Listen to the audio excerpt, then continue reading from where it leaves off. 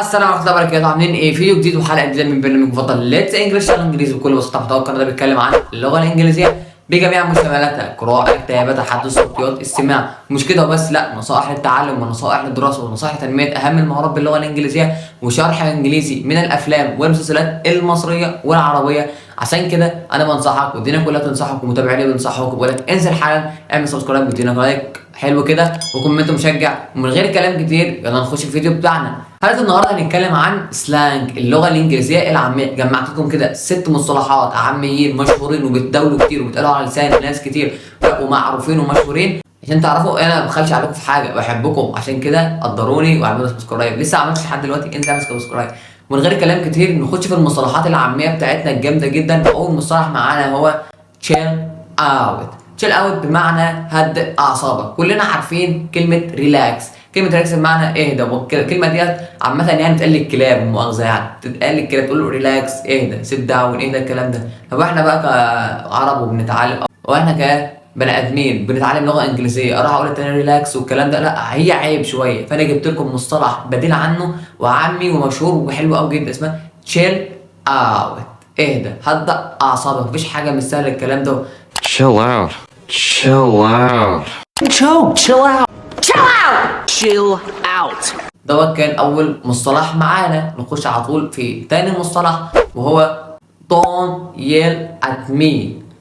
don't yell at me يعني لا تصرخ في وجهي، او ما تعليش صوتك عليا. ده بقى لما يكون مثلا انت عيل صغير مثلا بيزعق، او انت مثلا بتتكلم مع حد وتنرفز عليك فقام معلي صوته عليك، او انت مثلا هو حد مثلا بيوجه لك كلام وعلى صوته عليك فانت بتقول له don't yell at me، وانت تقول لك كده وانت ايه بسرعه كده وانت مخنوق او انت مثلا بتزعق.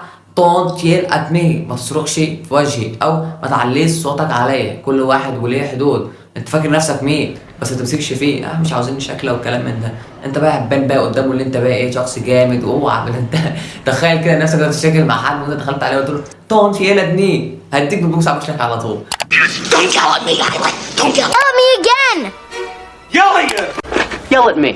مصطلح مهم جدا ومصطلح مشهور ومعروف، عشان كده المصطلح دوت لازم تكتبه وتدونه كده. بس اقول لك ادينا عقلك وسيب لنفسك وحضر ورقه وقلم، عشان المفردات والمصطلحات اللي انا بقولها لك ديت مش هتسمعها في اي مكان. مصطلحات مشهوره ومصطلحات بتقولها الاجانب ومصطلحات بيقولها الاجانب، في مصطلحات معروفه ومتداوله حتى عند العرب. عشان كده ركز معايا وكده وايه وظبط امورك كده. وكنا اتكلمنا في فيديو سابق عن اهميه المصطلحات العاميه، وعملنا فيديوهين برضك سابقين عن سلانج ومصطلحات عاميه واشهر المصطلحات. روح اتفرج عليهم برضك وسجلهم وروق كده العمل، عشان ان شاء الله ربنا كده يعينك وتكون اكتر متحدث لغه انجليزيه واحسن واحد بيتكلم لغه انجليزيه سلانج في العالم.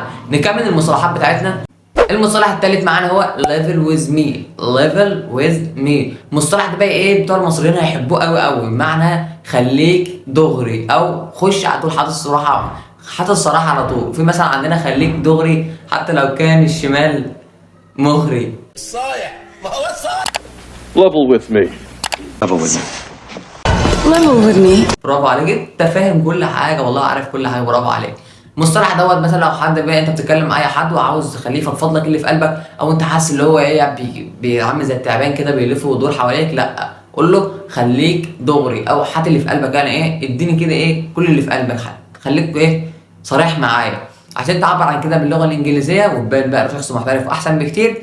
المصطلح هو level with me. سهل جدا وبسيط يعني، وممكن كمان ما يفهموش ليفل، هيقول لك ليفل مستوى ومش عارف ايه، لا، شخص حاجه كده مصطلح ايه هيتربكم. مصطلح جامد جدا المصطلح level with me، خليك دغري. نخش على طول في المصطلح الرابع معانا وهو سكوت اوفر. سكوت اوفر، حرف التي كده بتخطفه وانت بتتكلم. حرف التي ده بتخطفه وانت بتتكلم. يعني ايه؟ يعني تقول ايه سكوت اوفر. حرف التي يعني ما تحاول ما تظهروش قوي. سكوت اوفر ده بمعنى تنحى جانبا، ده باللغه العربيه الفصحى. بمعنى بقى ايه، افسح انت المجال كده او ابعد، اتخذ انت في جنب كده. مصطلح مهم جدا، مصطلح معروف ومشهور. لما يكون مثلا حد بيتدخل في حاجه ملوش لازمه فيها، او حد مثلا بيتدخل في حياتك وانت تقول له ابعد، او يا عم ابعد انت عني، او اتاخر، او اي حاجه من الكلام دوت. كلمني ليه كده؟ وداخل عليه حاسس ان هو يضربني. استناه يضربني؟ قمت مديله. عاوز تعبر عن كده باللغه الانجليزيه فتقول سكوت اوفر مان. سكوت اوفر. Scoot over. Scoot over. Scoot over. ونخش في المصطلح الخامس معانا وهو my hands are tied. ده معناه مفيش حاجة في ايدي اعملها او مفيش بيدي حيلة. my hands are tied ليس بيدي حيلة، ودي معروفة من غير ما نشرحها ولا الكلام دوت. لما حد مثلا بيطلب منك حاجة او انت مثلا مش قد المسؤولية انك تعمل حاجة او حاجة في حمل طاقتك لا يكلف الله نفسا الا وسعها، طبعا حاجة حمل طاقتك وانت مش قادر تعملها او انت ما عرفتش تعملها، فانت بتقول للشخص مثلا دوت انا والله ما فيش في ايدي حاجة اعملها او انا ما عادش عارف اعمل حاجة زي ديت، فانت عاوز تعبر كده باللغة الانجليزية العامية فتقول My hands are tied. My hands are tied. My hands are tied.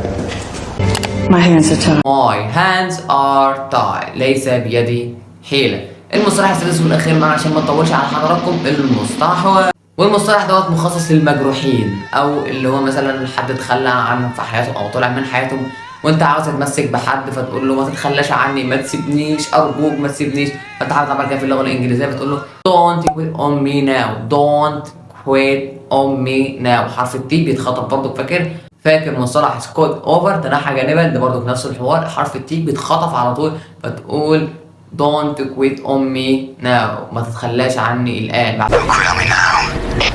Don't quit on me now. Put on me now, Mac. You'll need courage. كل اللي انا عملته عشانك ده، بعد كل اللي انا عملته بسببك ما تسيبنيش بقى يا اخي، خليك معايا بقى وامسك فيه كده بقى، عارفين شغل المحن ده. تمام، بس كده نكون وصلنا لاخر حلقتنا. يا رب تكون استفدت او يا رب تكون انت فهمت اي حاجه من الكلام اللي انا قلته ده. انا عارف ان انا بتكلم سريع بس بحاول كده ايه، ده عادتي فبتكلم بسرعه وكده، بحاول ان شاء الله اهدى شويه في الريتم. قولوا لي بقى اذا كان عجبكم الفيديو ولا لا تحت في الكومنتات، ولو انتوا عارفين مصطلحات عاميه اكتبوا لي تحت في الكومنتات وهعمل لكم عنها فيديو جاي ان شاء الله. بس كده يا رب تكونوا استفدتوا من الحلقه دي. لو عشان كده لو عجب الفيديو متنساش تعمل لايك وكومنت ومتابعه جميله كده. وبس كده، سلام.